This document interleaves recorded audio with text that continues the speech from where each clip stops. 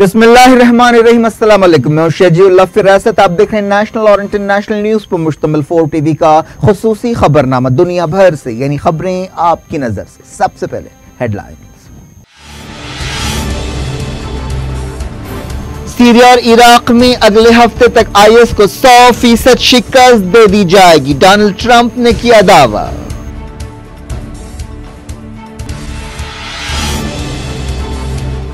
Syria से सिपाहियों की वापसी का मतलब लड़ाई का खात्मा नहीं है, इत्तेहादी मुल्कों की मीटिंग से माइक पॉम्पियो का खिताब।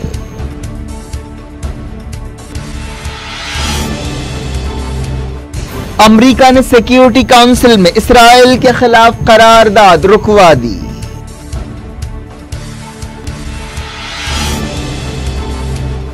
इसराइली जेल में 26 साल से कैद फलस्तीनी, इलाज में गफलत की वजह से जाँ बहक।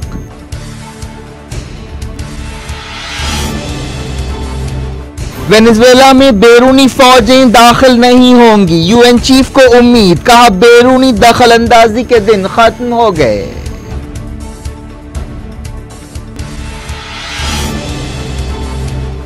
अमरीकी हाउस में डेमोक्रेटिक पार्टी की अक्सरियत के बाद ट्रंप की दौलत की तहकीकात शुरू कर दी गई।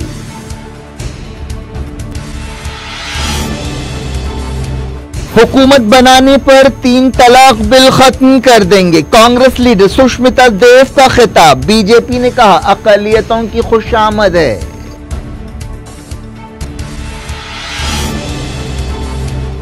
मोदी हुकूमत दस्तूरी इदारों को कमजोर कर रही है, कांग्रेस का इल्जाम। वजीर आजम ने कहा तमाम शोबों में मुल्क को तरक्की दिलाए, लोकसभा में गर्मा गर्म बहस।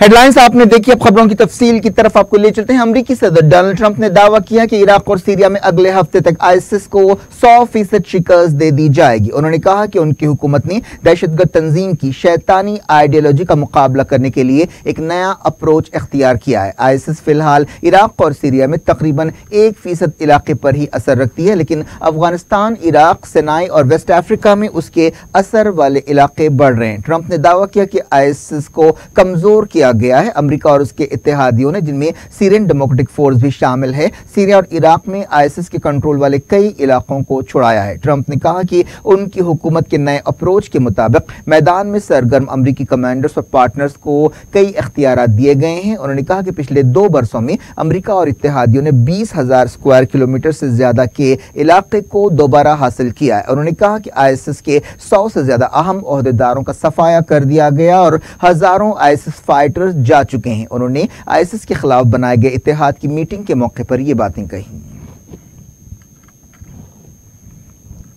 अमेरिका के सेक्रेटरी माइक पॉम्पियो ने अपने इत्तेहादी मुल्कों को यकीन दिलाया है कि सीरिया से अमेरिकी सिपाहियों को बाहर निकालने का मतलब यह नहीं है कि अमेरिका की लड़ाई खत्म हो जाएगी। उन्होंने रुकन मुल्कों से कहा कि वो आईएसआईएस को शिकस्त देने में मदद करें। पॉम्पियो ने इराक और सीरिया में आईएसआईएस से लड़ाई के लिए बनाए गए इत्तेहाद में शामिल मुल्कों के वजीरों और ओहदेदारों से खिताब करते हुए कहा कि आपके साथ मिलकर हमारी लड़ाई जारी रहेगी। डोनाल्ड ट्रंप की तरफ से सीरिया में मिशन पूरा करने के ऐलान के बावजूद पॉम्पियो ने कहा कि सिपाहियों की वापसी से मिशन में कोई तब्दीली नहीं होगी, बल्कि यह सिर्फ हिकमत अमली में तब्दीली है। यह लड़ाई में एक नए मरहले की अलामत है। उन्होंने कहा कि आईएस के खिलाफ लड़ाई में पेशकदमी हुई है, लेकिन अभी आईएस एक ऐसी तंजीम है जिससे खतरा बना हुआ है। पॉम्पियो ने इत्तेहादी मुल्कों से कहा कि वो आईएस के स्लीपर सेल्स के खिलाफ कार्रवाई के लिए चौकस रहें। इसके लिए उन्होंने इंटेलिजेंस तबादले पर जोर दिया। उन्होंने कहा कि अमेरिका का मिशन अटूट है, इस मिशन को पूरा करने में हमें आपकी जरूरत है, जिस तरह पिछले महीनों और बरसों में हमें आपकी जरूरत थी।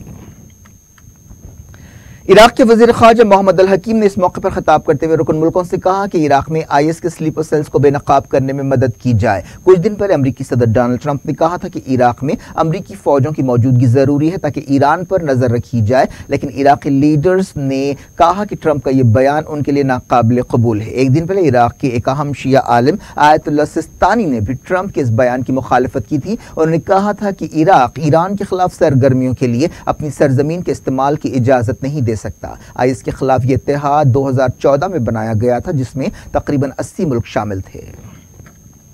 सऊदी अरब के मुमलिकती वज़ीर ख़ारजा आदिल अल जुबैर ने वाशिंगटन में आइस के खिलाफ बनाए गए इत्तेहाद के रुकन मुल्कों की मीटिंग से खिताब करते हुए कहा कि आलमी इत्तेहाद में सऊदी अरब एक अहम रुकन है। उनकी हुकूमत दहशतगर्दी को स्पॉन्सर करने वाले मुल्कों से लड़ती रहेगी।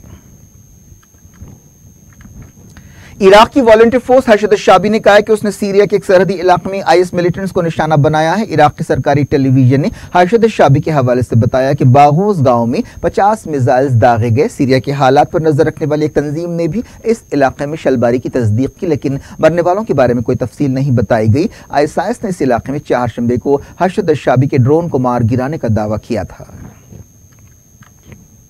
एक रिपोर्ट में कहा गया कि आईएसआईएस के फाइटर्स और उनके घर वाले सीरिया में अपने आखिरी ठिकाने से फरार हो रहे हैं। अमेरिका की मदद रखने वाली फोर्सेस इन लोगों का पीछा कर रही थी, जिसकी वजह से ये लोग फरार हुए। इनमें मर्द, औरत, बच्चे और जख्मी और दूसरे शामिल हैं। उनके पास खाना खत्म हो गया है और उनके असर वाला इलाका कम होता जा रहा है। अमेरिकी फौज ने यह बात बताई। इस रिपोर्ट में कहा गया कि ये लोग अब सिर्फ 50 स्क्वायर किलोमीटर के इलाके तक महदूद हो गए हैं। एक ऐसे वक्त जब आलमी सतह पर खासतौर पर अरब दुनिया में सीरिया की सदर बशार अल असद की कबूलियत बढ़ रही है, अमेरिका की एक अहम लीडर तुलसी गबार्ड ने कहा कि बशार अल असद अमेरिका के दुश्मन नहीं है। डेमोक्रेटिक पार्टी की कांग्रेस वुमन ने कहा कि मेरे ख्याल में चाहे सीरिया हो या कोई और मुल्क, हमें इस नज़र से देखना चाहिए कि किस तरह हमारे मफादात और उनके मफादात मिलते हैं। तुलसी गबार्ड ने 2020 के अमरीकी इलेक्शंस में अपनी उम्मीदवारी का ऐलान किया है।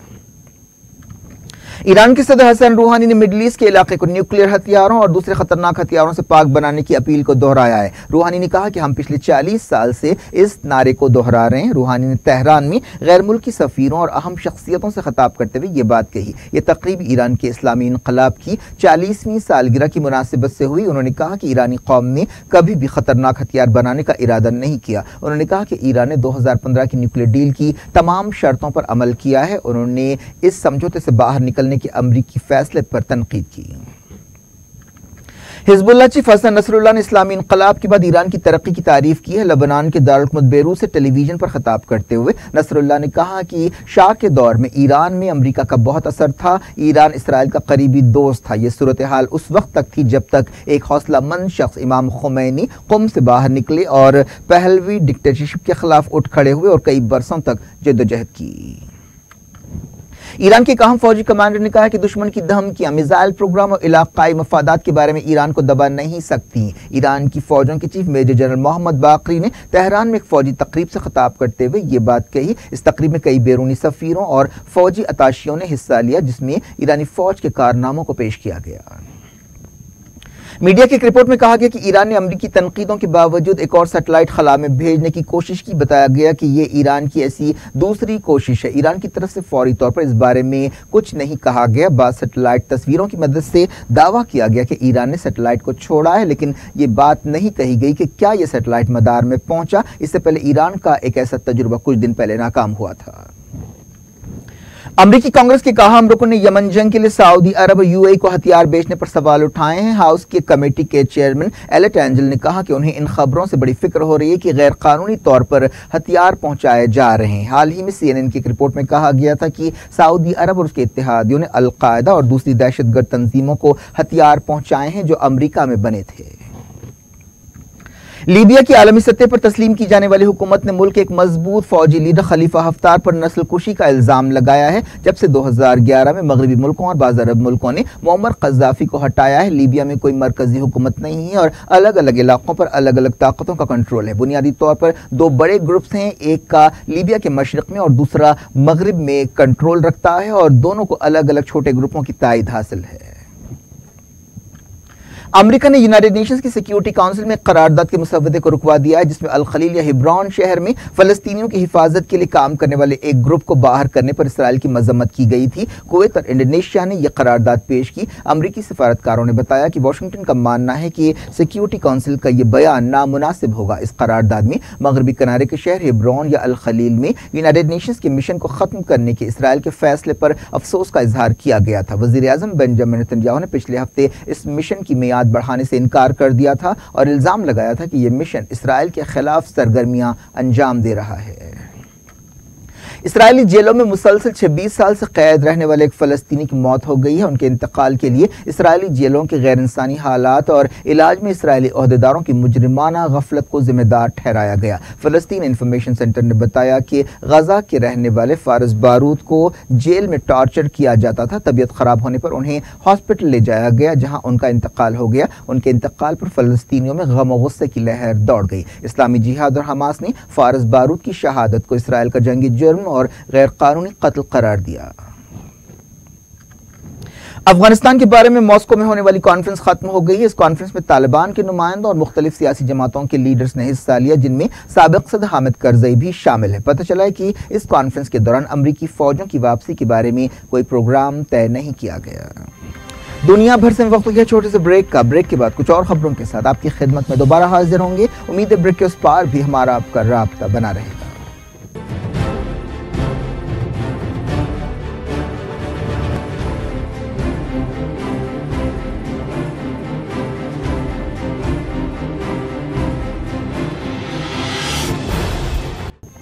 Welcome back. आप देख रहे हैं अपना पसंदीदा खबरनामा दुनिया भर से और मैं हूं शजीउल्लाह फिरासत। इस खबरनामे में हम आपके लिए लाते हैं दुनिया के गोशे गोशे से आप ही की पसंद और दिलचस्पी की खबरें। आगे बढ़ने से पहले हेडलाइंस एक बार फिर।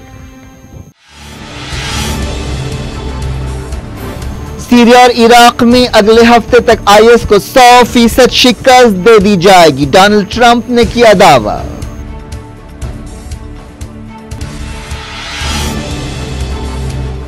सीरिया से सिपाहियों की वापसी का मतलब लड़ाई का खात्मा नहीं है, इत्तेहादी मुल्कों की मीटिंग से माइक पॉम्पियो का खिताब।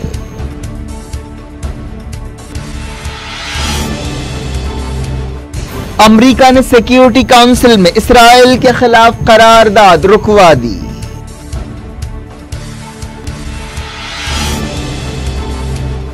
इस्राएली जेल में 26 साल से कैद फलस्तीनी इलाज में गफलत की वजह से जाँ बहक।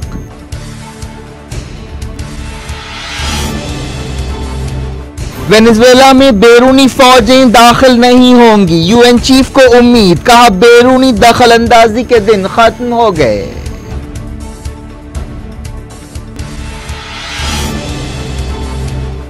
अमरीकी हाउस में डेमोक्रेटिक पार्टी की अक्सरियत के बाद ट्रंप की दौलत की तहकीकात शुरू कर दी गई।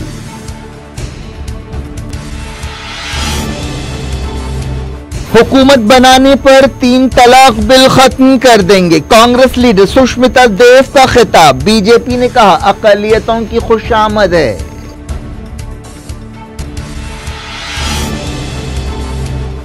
मोदी हुकूमत दस्तूरी इदारों को कमजोर कर रही है, कांग्रेस का इल्जाम। वजीर आजम ने कहा तमाम शोबों में मुल्क को तरक्की दिलाए। लोकसभा में गर्मा गर्म बहस।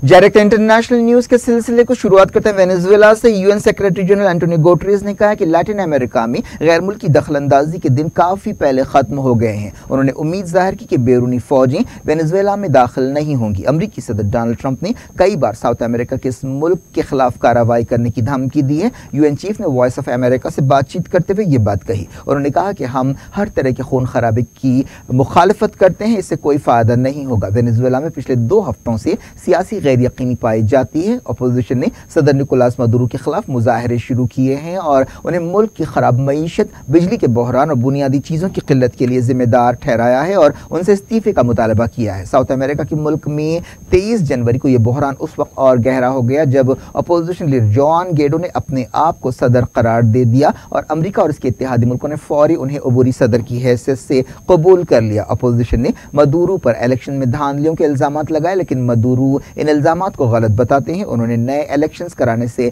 इनकार कर दिया है। मदुरो ने इन हालात के लिए अमेरिका को जिम्मेदार ठहराया है। वेनेजुएला के वज़ीर ख़ारजा जॉर्ज अरीज़ा ने कहा है कि सदर निकोलास मदुरो की हुकूमत अगले 15 दिनों के अंदर अपोजिशन के साथ बातचीत के लिए तैयार है, लेकिन उन्होंने अपोजिशन की नीयत पर शक व शुबे का इजहार किया। ईरान के स्पेनिश जबान के टीवी चैनल से बातचीत करते हुए उन्होंने ये बात कही। लेबनान के वज़ीर आज़म साद हरीरी की हुकूमत ने लोगों को मौशी मसाइल पर काबू पाने के लिए सख्त कदम उठाने की वार्निंग दी है। मौशी सूरत हाल से निमटने के लिए एक नई पॉलिसी बनाई जा रही है, जिसके तहत सरकारी नौकरियां कम की जाएंगी। अमरीकी सदर डोनाल्ड ट्रंप के शख्सी और तिजारती असासों और दौलत की तहकीकात शुरू की गई है। हाउस की इंटेलिजेंस कमेटी ने यह छानबीन शुरू की है। जब से हाउस पर डेमोक्रेट्स का कंट्रोल हुआ है, इस कमेटी का यह पहला अहम कदम है। चेयरमैन एडम शेफ ने मीडिया से बातचीत करते हुए कहा कि हमें इस सिलसिले में इख्तियारात हासिल हैं। अमरीका के हालिया मिड टर्म इलेक्शंस के बाद अमरीकी कांग्रेस के ऐवान हाउस ऑफ रिप्रेजेंटेटिव में अपोजिशन डेमोक्रेटिक पार्टी को अक्सरियत हासिल हो गई, जबकि सेनेट में अब भी रिपब्लिकन का कंट्रोल है। अब बात करते हैं इंडिया के हालात की। सदर कांग्रेस राहुल गांधी के बहनोई रॉबर्ट वड्रा मुसलसल दूसरे दिन मनी लॉन्ड्रिंग केस के सिलसिले में एनफोर्समेंट डायरेक्टरेट के सामने पेश हुए और उनसे कई घंटे पूछताछ की गई। इस मामले का ताल्लुक लंदन में 1.9 मिलियन पाउंड की जायदाद की खरीदी से है। पिछले हफ्ते दिल्ली की एक अदालत ने वड्रा को हिदायत दी थी कि वो तहकीकाती एजेंसी के सामने पेश हों और उससे ताउन करें। वड्रा ने गैर कानूनी असासे रखने के इल्जाम को रद्द कर दिया और कहा कि उनके खिलाफ इल्जामात सियासी इंतकाम है। रॉबर्ट वड्रा से एक दिन पहले भी यानी 4 शंबे को 5.5 घंटे पूछताछ की गई थी। सदर कांग्रेस राहुल गांधी ने नरेंद्र मोदी हुकूमत पर तनकीद करते हुए वजीर आजम को राफेल डील और दूसरे मसाइल पर बहस के लिए चैलेंज किया। राहुल गांधी ने AICC माइनॉरिटी डिपार्टमेंट के कन्वेंशन से खिताब करते हुए कहा कि मैं नरेंद्र मोदी जी को चैलेंज करता हूं कि वो मुझसे सिर्फ 5 मिनट राफेल डील के बारे में बहस करें। नरेंद्र मोदी एक बुज़दिल हैं, वो बहस से भागेंगे। आपने उनके चेहरे में अगर आप ध्यान से देखेंगे, क्योंकि सच्चाई को कोई छुपा नहीं सकता है, अगर आप ध्यान से देखेंगे तो आप नरेंद्र मोदी के चेहरे में घबराहट देखेंगे, डर देखेंगे कि अब 2019 में नरेंद्र मोदी जी को पूरा पता लग गया है कि हिंदुस्तान को बांटने से, नफरत फैलाने से हिंदुस्तान का राज नहीं किया जा सकता है। हिंदुस्तान का प्रधानमंत्री सिर्फ हिंदुस्तान को जोड़ने का काम कर सकता है। अगर वो नहीं करेगा तो उसे हटा दिया जाएगा। कांग्रेस पार्टी ने कहा है कि 2019 के इलेक्शंस में कामयाबी की सूरत में वो 3 तलाक कानून बर्खास्त कर देगी। कांग्रेस लीडर सुष्मिता देव के हवाले से न्यूज एजेंसी PTI ने कहा कि कांग्रेस पार्टी ने पार्लियामेंट में इस कानून की मुखालफत की है। उन्होंने AICC के अक़लियती डिपार्टमेंट के कन्वेंशन में ये बात कही। सुष्मिता देव ने 3 तलाक कानून के खिलाफ दस्तखती मुहिम चलाने के लिए औरतों की तारीफ की। उन्होंने कहा कि कई लोगों ने हमें बताया कि अगर 3 तलाक बिल मंजूर हुआ तो इससे औरतें बाइख्तियार होंगी, लेकिन हम इसकी मुखालफत करते हैं क्योंकि ये एक ऐसा हथियार है जिसे नरेंद्र मोदी ने मुसलमान मर्दों को जेल में डालने और पुलिस स्टेशंस में रखने के लिए तैयार किया है। और मैं आप लोगों से वादा करती हूं कि कांग्रेस की सरकार आएगी 2019 में और हम इस ट्रिपल तलाक कानून को खारिज करेंगे। इस ट्रिपल तलाक कानून को खारिज करेंगे, ये आप लोगों से वादा है। पर महिला के सशक्तिकरण के लिए जो भी कानून कोई भी सरकार लाएगी, चाहे देश के किसी भी कोने में हो, उसका समर्थन कांग्रेस पार्टी करेगी। बीजेपी ने कांग्रेस के इस बयान पर तनकीद की और कहा है कि उसका नुक्ता नजर अक़लियतों की खुशामद के लिए है। बीजेपी तर्जुमान संबित पात्रा ने कहा कि कांग्रेस के लिए सुप्रीम कोर्ट की कोई इज्जत नहीं है। पार्लियामेंट के दोनों ऐवानों में गड़बड़ का सिलसिला जारी रहा। गड़बड़ की वजह से राज्यसभा को दिन भर के लिए मुलतवी कर दिया गया, जबकि लोकसभा में गर्मागर्म बहस हुई। राज्यसभा में Samajwadi party, BSP, RJD, Trinamool Congress और दूसरी पार्टियों ने कॉलेजों और यूनिवर्सिटी में टीचर्स के तकर्रुरात के सिस्टम में तब्दीली के मुतालबे पर एहतजाज किया। कांग्रेस पार्टी ने लोकसभा में इल्जाम लगाया कि नरेंद्र मोदी हुकूमत दस्तूरी इदारों को कमजोर कर रही है। कांग्रेस अरकान ने सदर जमहूरिया के खिताब पर बहस में हिस्सा लेते हुए ये बात कही। इस सिलसिले में हालिया अरसे में पेश आने वाले कई वाकयात का हवाला दिया गया, जिनमें बंगाल भी शामिल है। लोकसभा में वजीर आजम नरेंद्र मोदी ने कहा कि वो 2019 के चुनाव में सेहतमंद मुकाबले के लिए तैयार हैं। अपोजिशन मुतालबा कर रही है कि किसानों के बहरान, बेरोजगारी, दस्तूरी इदारों के गलत इस्तेमाल के मसले पर बहस कराई जाए, जिसके बाद मोदी ने कहा कि हम चैलेंजों से भागने वाले नहीं हैं, हम चैलेंजों का सामना करते हैं और अवाम की ख्वाहिशात पूरा करने के लिए काम करते हैं। उन्होंने कहा कि 21वीं सदी में पैदा होने वाले लोग पहली मरतबा इन इलेक्शंस में वोट देंगे और वो हिंदुस्तान की तरक्की और हिंदुस्तान के मुस्तकबिल की सूरत गरी में अहम रोल अदा करेंगे। उन्होंने कहा कि हमारी हुकूमत गरीबों के लिए काम करती है। उन्होंने कहा कि NDA अपने कारनामों की वजह से जाना जाता है। मोदी ने दावा किया कि हिंदुस्तान ने पिछले 4 साल में गैर मामूली तरक्की की है। तमाम शोबों में हिंदुस्तान का मुजाहरा काफी गैर मामूली रहा। मजलिस इत्तेहादुल मुस्लिमीन के सदर और हैदराबाद के रुकन पार्लियामेंट असदुद्दीन ओवैसी ने इल्जाम लगाया कि मोदी हुकूमत तमाम महाजों पर नाकाम रही। ये आपकी गलती की वजह से आपके पास कोई कश्मीर की पॉलिसी नहीं है। चौथी बात खारजा, मैडम खारजा पॉलिसी के ऊपर बताना चाह रहा हूं कि वजीर आजम ने ट्रंप से एक नहीं 25 मरतबा बगलगीर हुए, गले मिला और ट्रंप ने कहा था कि हमारी साउथ एशिया पॉलिसी हिंदुस्तान के साथ रहेगी। आज मॉस्को में हिंदुस्तान को छोड़कर अमेरिका, पाकिस्तान, तालिबान से बात कर रहे हैं। अमेरिका अफगानिस्तान को छोड़कर जा रहा है। क्या ये हमारे मुल्क की सालिमियत और मुल्क के लिए खतरा नहीं है? क्या ट्रंप ने आपको धोखा नहीं दिया? इतने बगलगीर आपको, इतने उसको चुमा दिए मगर उसने आपको छोड़ दिया। हमने सार्क की पॉलिसी को छोड़ दिया पाकिस्तान को आइसोलेट करने के लिए, मगर पाकिस्तान आइसोलेट नहीं है, हम आइसोलेट हो चुके हैं सार्क में। बताइए आपकी मस्कुलर पॉलिसी कहां गई? बांग्लादेश में, नेपाल में, भूटान में, ये सब हमसे दूर हो गए। मैडम, मेरी 5वीं बात आपसे ये जिक्र करना है कि राइट टू लाइफ हमारे मुल्क में एक फंडामेंटल राइट है। क्या ये सरकार को जेब देता है कि मेरे शहर में मक्का मस्जिद में बम ब्लास्ट हुआ, जिन लोगों के खिलाफ कोर्ट ने उनको बरी कर दिया, आप अपील भी नहीं करते? आप हिंदुस्तान के नेशनलिज्म पर भरोसा करते हैं या हिंदुत्व के नजरिए पर भरोसा करते हैं? जो लोग मर गए मक्का मस्जिद में, उनके खिलाफ अपील नहीं करते। यह आपकी दहशतगर्दी की पॉलिसी है कि आप नरम रवैया अख्तियार करते हैं। मैडम, आखिरी पॉइंट मेरा यह है कि मुसलमानों से बड़ी मोहब्बत है मिस्टर मोदी को। हर तलाकशुदा औरत उनको लगता है कि मैं उसका साथ दूंगा। मैं उनसे पूछना चाहता हूं कि आपके पास सर्वे है कि सबसे ज्यादा गरीब नेशनल फैमिली हेल्थ सर्वे में मुसलमान हैं। Annual household income Indian human development society एससीज और एसटीज के बाद मुसलमान है, मगर आपकी सरकार हर साल 85 लाख अक़लियती बच्चियों को स्कॉलरशिप से महरूम करते हैं। सिर्फ 1000 करोड़ का सवाल था, मगर आप नहीं देते। तलाकशुदा औरतों से आपको इतनी मोहब्बत है कि जो बेसहारा उनकी फिक्र नहीं है, मगर ये इनकी पॉलिसी रही। इसीलिए मैडम, मैं आपको बताना चाह रहा हूं कि डेटा है इंटर जनरेशन मोबिलिटी का कि दलित और अपर कास्ट सब लोग में इंटर जनरेशन मोबिलिटी हुई। मैं खत्म कर रहा हूं मैडम, प्लीज आधा मिनट खत्म, मगर मुसलमानों में नहीं। इसीलिए मैं आपसे कहना चाह रहा हूं मैडम कि इस मुल्क को आइंदा चौकीदारों की जरूरत नहीं है, एक खादिम की जरूरत है जो इस मुल्क को यरगमाल नहीं बनाएगा, जो इस मुल्क को अपनी अना और तकब्बुर के लिए इस्तेमाल नहीं करेगा, जो इस मुल्क को खौफ नहीं पैदा करेगा, बल्कि मुल्क में लोग आजाद तौर पर हिंदुस्तान के वजीर आजम और हुकूमत के खिलाफ बोलेंगे। आपने खौफ का माहौल पैदा किया। इसीलिए मैं उम्मीद करता हूं कि आइंदा जब हुकूमत आएगी वो कंपोजिट कल्चर को फरोग देगी। आपने हिंदुत्व नजरिए को फरोग दिया। मैडम, मैं आखिर में आपको बताना चाह रहा हूं कि मुझे बड़ी तकलीफ है इन लोगों से।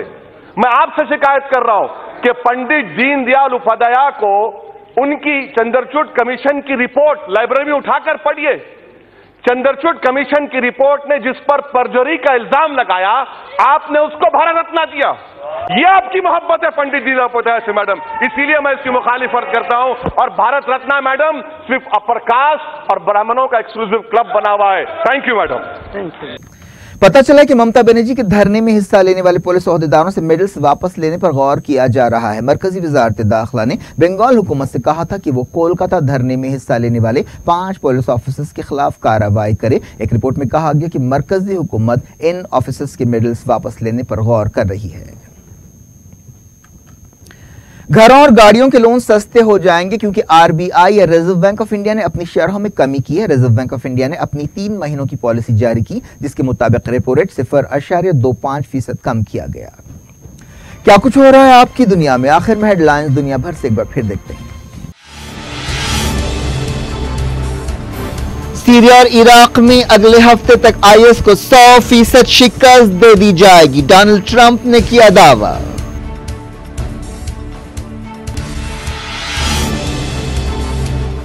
सीरिया से सिपाहियों की वापसी का मतलब लड़ाई का खात्मा नहीं है, इत्तेहादी मुल्कों की मीटिंग से माइक पॉम्पियो का खिताब।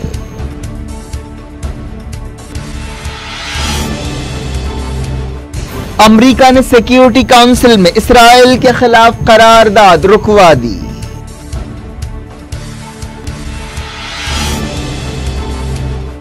इसराइली जेल में 26 साल से कैद फलस्तीनी इलाज में गफलत की वजह से जाँ बहक।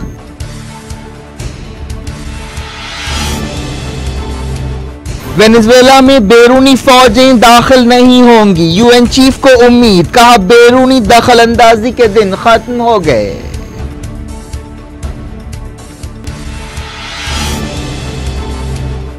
अमरीकी हाउस में डेमोक्रेटिक पार्टी की अक्सरियत के बाद ट्रंप की दौलत की तहकीकात शुरू कर दी गई।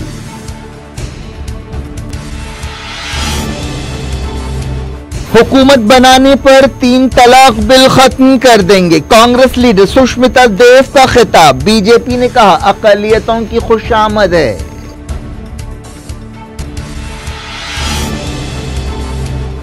मोदी हुकूमत दस्तूरी इदारों को कमजोर कर रही है, कांग्रेस का इल्जाम। वजीर आजम ने कहा तमाम शोबों में मुल्क को तरक्की दिलाए। लोकसभा में गर्मा गर्म बहस।